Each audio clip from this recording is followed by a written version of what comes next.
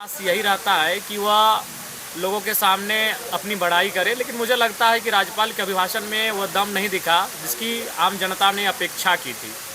आज आप देख सकते हैं मूल अभिभाषण में जो मूल चीज़ें दिखनी चाहिए थी, आज छात्रवृत्ति का मामला लंबित पड़ा है, आज नियमित परीक्षाएं नहीं हो रही हैं, आउटसोर्सिंग एजेंसियों में कई महीनों से, चाहे वो स्वास्थ्य विभाग के कर्मचारी हो या अन्य विभाग के कर्मचारी हों, 4-5 महीनों से उन्हें वेतन नहीं मिल पाता है, वो लगातार प्रोटेस्ट करते हैं। तो मुझे लगता है कि राज्य को जितनी गति मिलनी चाहिए वो गति नहीं मिल पा रही। इसके बाद हाँ, विदेश से जो निवेश की बात वो कह रहे हैं और सरकार की पीठ थपथपाई जा रही है, तो वो तो स्पष्ट है कि वह केवल एक मुख्यमंत्री की निजी यात्रा के समान रहा।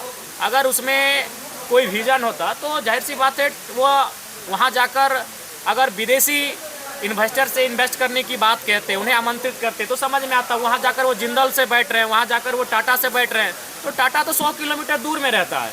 तो अगर हम विदेश जाकर वहाँ भी जाकर अगर टाटा से बैठे, जिंदल से बैठे, वहाँ जाकर रुंगटा से बैठे, तो फिर विदेश जाने का कोई औचित्य नहीं था। वहाँ जाकर हमें जिस प्रकार तमिलनाडु के मुख्यमंत्री विदेश गए, वह रॉयल रॉयस से बात करके आए, वह जुकरबर्ग से बात करके आए, वो विदेशी इन्वेस्टर से बात करके आ रहे हैं, उनको अपने राज्य में आमंत्रित कर रहे हैं। लेकिन हमारे मुख्यमंत्री विदेश जाकर राज्य में ऑलरेडी जिनका इन्वेस्ट है, जो राज्य में जिनका हेडक्वार्टर्स है, उनसे जाके बात कर रहे हैं। तो ये थोड़ा सा विजन साफ दिखता है कि वह कितनी गति के साथ राज्य को आगे बढ़ाकर ले जाना चाहते हैं। 4 महीना पहले, हमें लगता है जून के महीने में भी 4-5 महीना पहले वो विदेश की यात्रा पर गए थे, तो वहाँ उनका एक प्रेस कॉन्फ्रेंस होना चाहिए था। जब इस देश के प्रधानमंत्री मनमोहन सिंह विदेशी यात्रा पर जाते थे, वो एयरपोर्ट पर आते थे और प्रेस कॉन्फ्रेंस करते थे। तो जब ये विदेशी यात्रा से आए माननीय मुख्यमंत्री, क्या इन्होंने प्रेस कॉन्फ्रेंस किया?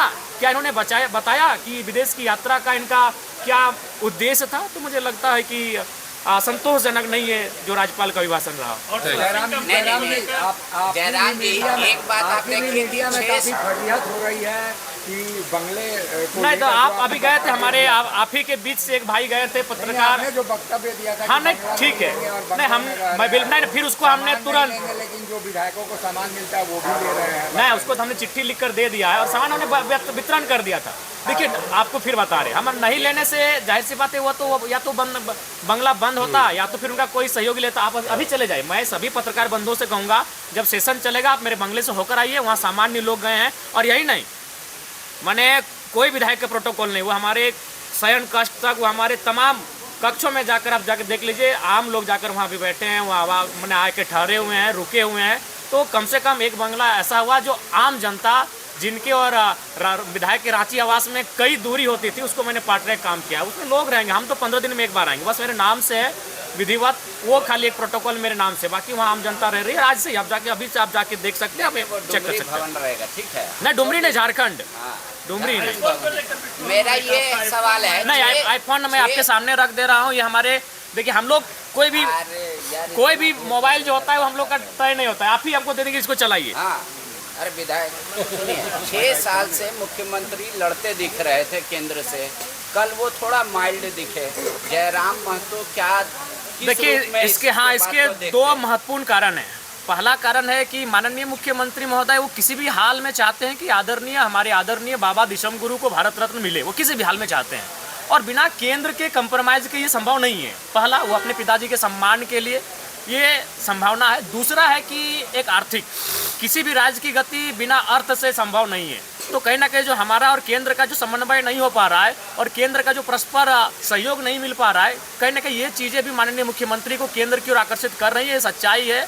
और अंदर खाने तो चर्चाएं आप ही लोग लेकर आते हैं, लेकिन अभी तक उसमें सत्यता और प्रमाणित नहीं हो पाई है, लेकिन झुकाव दिखा है, ये सच्चाई है।